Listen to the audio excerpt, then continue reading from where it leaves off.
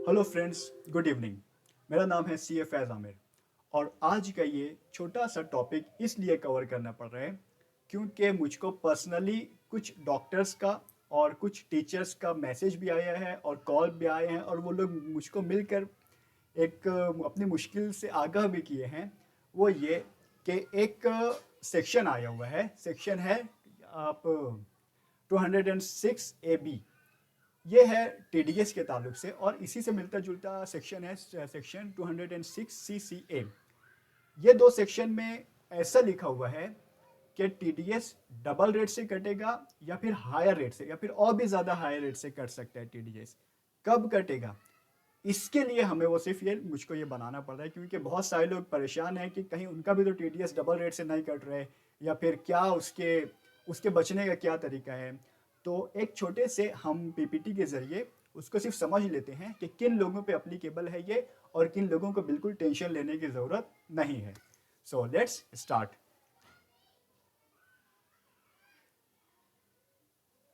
आप देख रहे होंगे कि यह है सेक्शन 206 ए बी टीडीएस के लिए है और सेक्शन 206 सी सी ए जो है वो हमारा टीसीएस के लिए है। यानी अगर ये तो डबल रेट से कटेगा या हायर रेट से कटेगा उस ताल्लुक से इसमें मालूमात दी गई हैं। सो आगे बढ़ते हैं।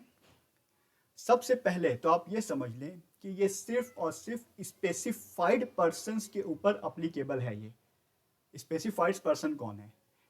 ऐसे लोगों जिन्होंने पिछले 2 साल में अपना आईटीआर फाइल नहीं किया है।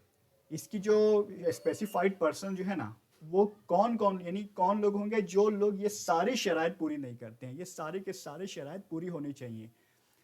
तो पहली शर्त है कि आपने पिछले 2 सालों में अपना आईटीआर फाइल नहीं किया है। सेकंड, आईटीआर फाइल करने की जो टाइम लिमिट थी, जो सेक्शन 139 क्लॉज 1 में आती है, वो है जो भी रहती है वो एक्सपायर हो चुकी है। मतलब due date, within due date आपने अपना आईटीआर नहीं फाइल किया है और वो डेट एक्सपायर्ड हो चुकी है। और जो तीसरी जो अहम कंडीशन है वो ये है कि आपका पिछले साल भी और उसके पिछले साल भी दोनों सालों में कंटिन्यू 50,000 से ज़्यादा आपका टीडीएस कटा हुआ है। अगर इन तीनों शराइत पे आप पूरे उतरते हैं तो फिर आप हो सकता है स्पेसिफाइड पर्सन में आए, लेकिन अभी भी एक जगह और बाकी है देखने के लिए। तो स्पेसिफाइड पर्सन वो रहेंगे जो ये तीनों शराइत पूरी करते हैं। अब हम ये देखते हैं कि कितनी रेट से टीडीएस कटने वाला है। एक हायर रेट दी गई है और एक डबल रेट दी गई है।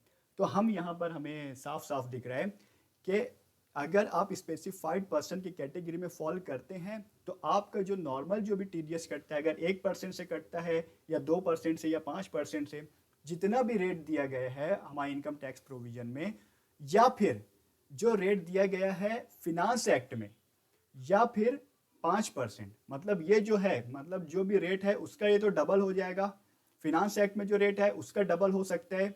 और ये अगर 5% से कम हो रहे अगर, तो फिर 5% से आपका टीडीएस कटेगा। मतलब अगर आपका नॉर्मली 1% से कटता है तो डबल होकर 2% और 5%, तो 5% से कटेगा। अगर आपको ऑलरेडी 4% टीडीएस कटता है तो वो डबल होकर 8% हो जाएगा, जो कि 5% से ज़्यादा है तो 8% से कटेगा।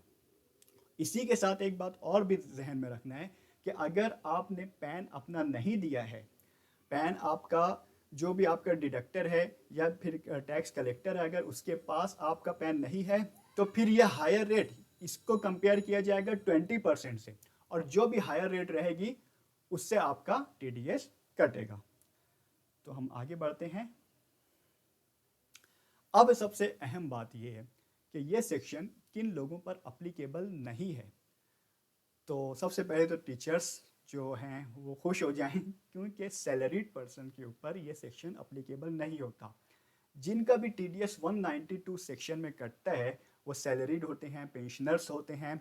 उन सारे जो टीचर्स हैं या फिर जो भी ऐसे लोग हैं, एम्प्लॉयज़ हैं, उनके ऊपर ये चीज़ अप्लीकेबल नहीं होती। तो उनको टेंशन लेने की ज़रूरत नहीं है। उनका टैक्स वैसे ही कटेगा, उसी रेट से कटेगा जैसे अब तक कटते आया है। उसके बाद है सेक्शन 192 ए में पीएफ विड्रॉल वगैरह, पीएफ का जो पैसा आपका जमा रहता है उसमें विड्रॉल वगैरह आप करते हैं, तो वहाँ से जो आपका जो टीडीएस कटता है तो वो भी उसी रेट से कटेगा। ये वाला सेक्शन इन लोगों के लिए भी नहीं है। तीसरी अहम बात ये कि जो लोग विनिंग फ्रॉम होती है, जिनकी लॉटरी से, क्रॉसवर्ड पजल्स से या फिर हॉर्स रेसिंग से, उनके ऊपर भी ये सेक्शन नहीं होता। उनका टीडीएस का अलग सेक्शन है, वो उसी में जैसे कि वैसा कटते रहेगा। उसके बाद है कि income in respect of investment in securitisation trust. Securitisation trust में जिनका इन्वेस्टमेंट होता है उनके ऊपर भी ये सेक्शन नहीं अप्लीकेबल होगा। और लास्ट में जो हम आम तौर पे जो हमारा जो परेशानी होती है कि बैंक में विड्रॉल, एक स्पेसिफाइड विड्रॉल लिमिट होती है 20 लाख या 1 करोड़ अलग अलग केसेस में, उसके ऊपर जब हम पैसा निकालते हैं तो वहाँ पर भी हमारा टीडीएस कटता है। तो ये वाला सेक्शन वहाँ पर भी अप्लीकेबल नहीं होगा। मतलब आप अगर लास्ट के 2 साल के भी आईटीआर नहीं भी फाइल किए हैं या फिर वो आप स्पेसिफाइड पर्सन में नहीं आ रहे हैं, तो आपका नॉर्मली अगर ऐसा चल रहा है तो यहाँ पर भी वो सेक्शन अप्लीकेबल नहीं होता है आपको। यहाँ पे आपका नॉर्मल जो टीडीएस रेट है उसी रेट से कटते रहेगा। और लास्ट में एक बात ये है कि नॉन रेसिडेंट जो होते हैं वो, और नॉन रेसिडेंट होने के साथ साथ उनका परमानेंट इस्टेब्लिशमेंट इन इंडिया नहीं होना चाहिए। ऐसे जो लोग हैं उनका भी, उनके ऊपर भी ये डबल रेट या हायर रेट का अप्लीकेबल नहीं होता है। अब हम लास्ट में ये देख लेते हैं कि क्यों इतना ज़्यादा इस पर जोर दिया जा रहा है टीडीएस काटने वालों के ऊपर एक लाइबिलिटी, एक बर्डन क्यों है। क्योंकि अगर जो आपका जो एम्प्लॉय जो भी है टैक्स डिडक्टर है, जो आपका टैक्स काटने वाला है, अगर वो आपका टैक्स नहीं काटेगा तो उसके ऊपर जो उसका जो एक्सपेंस होगा वो 30%, जितने का भी अमाउंट वो एक्सपेंस किया होगा जिसके ऊपर उसको काटने की ज़रूरत होगी, उसका 30% उसको डिसअलाउड हो जाएगा। मतलब अगर वो 10 लाख के ऊपर नहीं काटे है तो 3 लाख उसके इनकम में ऐड हो जाएगा। और इंटरेस्ट और लेट फीस तो रहती है, इसके अलावा पेनल्टी अलग से रहती है। तो ये एक छोटी सी बात थी जो आपको बताना मुझको ऐसा लगा कि ज़रूरी है। फिर मिलते हैं नेक्स्ट वीडियो में।